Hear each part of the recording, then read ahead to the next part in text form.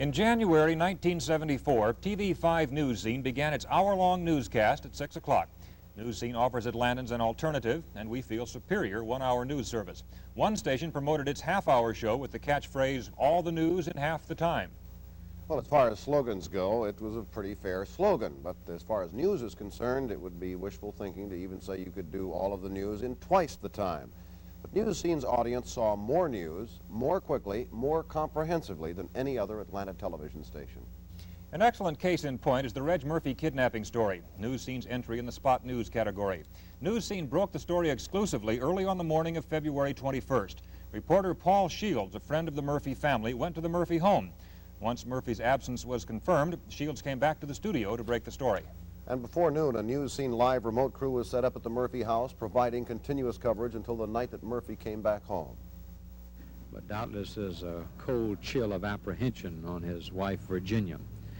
I just talked moments ago to Celestine Sibley, a columnist for the Atlanta Constitution who has worked for years with Reg Murphy.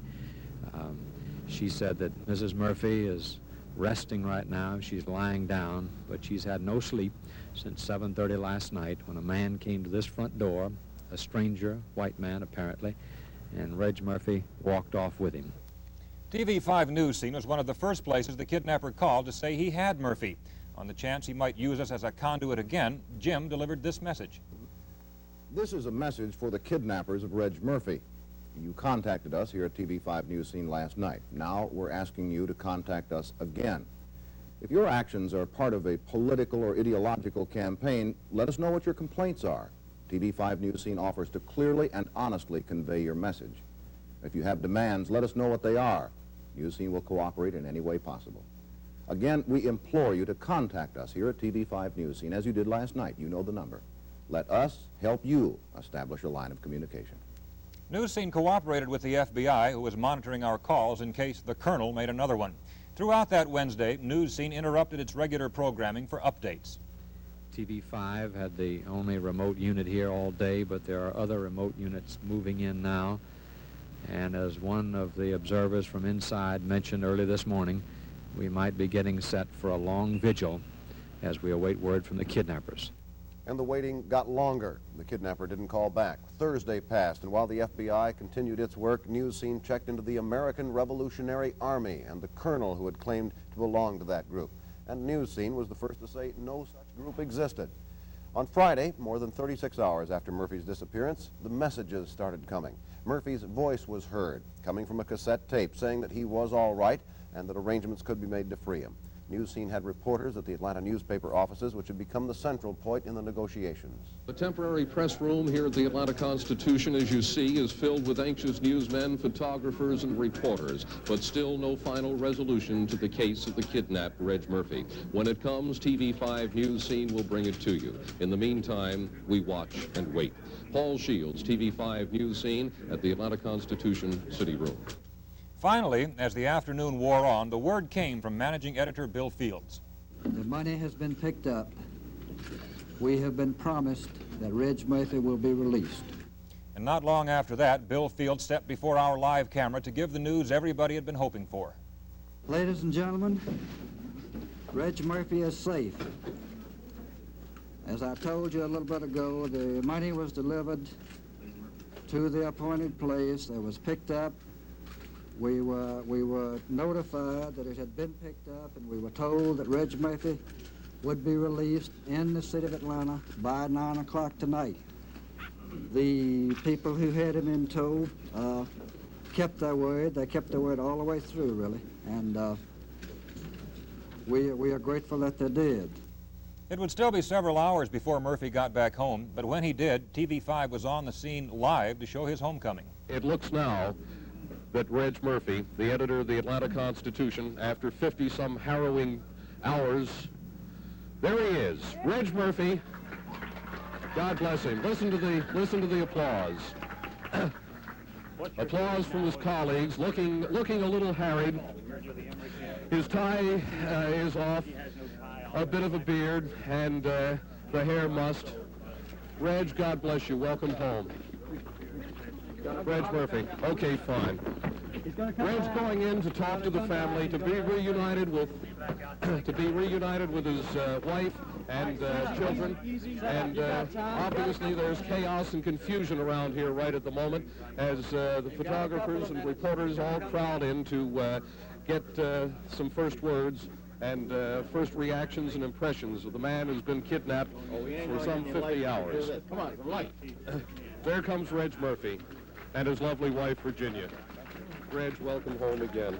Thank you very much. Look, I know you all got deadlines, and I want to tell you, first of all, that all of you, because you were good enough to let me borrow some air, you helped save my life today, and I appreciate that very much. That was the happy ending of Murphy's ordeal, but it was not the ending of the story. At 2 o'clock on Saturday morning, some 5 hours after Murphy came home, News Scene was first again with a special report on the capture of 2 suspects in the case. From literally beginning to end, News Scene offered the most comprehensive coverage of Reg Murphy's story. That same skill and resources were called on 4 months later. On Sunday, June 30th, Mrs. Martin Luther King Sr. was murdered in Ebenezer Baptist Church.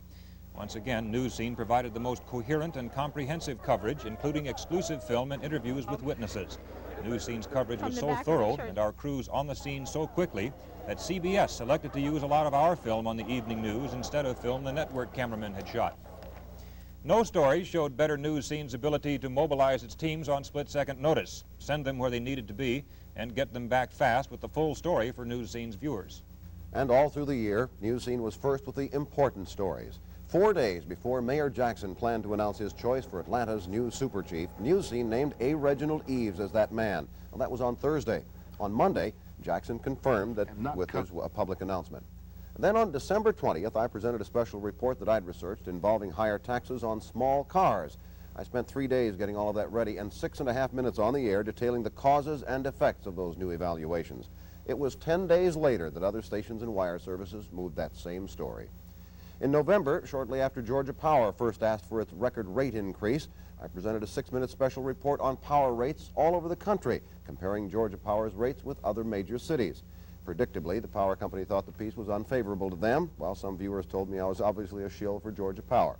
But the real point is this: News Scene cared enough to research and present in-depth reports on matters of major public interest and concern. And as often happens, News Scene viewers saw them first. During 1974, those viewers saw more than 150 stories on which News Scene had beats and exclusives during just the last 4 months of the year. As examples, on September 6th, a respected Cobb County doctor was arrested for illegally dispensing drugs. If you weren't watching TV5 News Scene, you wouldn't have seen film of the police raiding the doctor's office, and you wouldn't even have heard of the story. And just 3 days later, TV5 News Scene's Jackie Maddox became the first local reporter to talk to the mother of Mrs. Martin Luther King Sr.'s murderer. Other stations told you about her, but we talked with her. On that same day, the News Scene weatherman did what no other local weatherman has ever done before. He flew through the eye of a hurricane. While the other stations just told you about killer Hurricane Carmen, TV5 News Scene showed the hurricane from the air with Guy Sharp, and from the ground with reporter Marty Sender. One look at our exclusive film at the height of the hurricane, and you can see that while other people were just talking about it, we were taking you to the scene. One of the big stories of the year appeared only on TV5 News Scene. The public was finally told about the racially divided city council. Councilman Buddy Folks, in an exclusive interview with TV5 News Scene's Andy Hiller, revealed for the first time that he and other councilmen felt racism was keeping the council from getting the job done. Then when amnesty became the big issue, TV5's Larry Woods was the first reporter to talk with the first local man to turn himself in. Not only that, Woods helped raise money so the man's handicapped child could get needed medical assistance. But that's just a small sampling of TV5 News Scene's beats. We were also the only station to cover the trial of famous Atlantan Mike Thievis. We were the first to talk to Thievis when his close aide was murdered. No one else reported on a crucial prison psychology study done for the Office of Offender Rehabilitation. We broke the story of the city's chief administrative aide working a deal to get his kids into a better school, and we did it in spite of the aide's refusal to talk with us. We could go on and on. No one else reported that millionaire Billy Orkin, convicted of conspiracy to commit murder, was getting out on bond.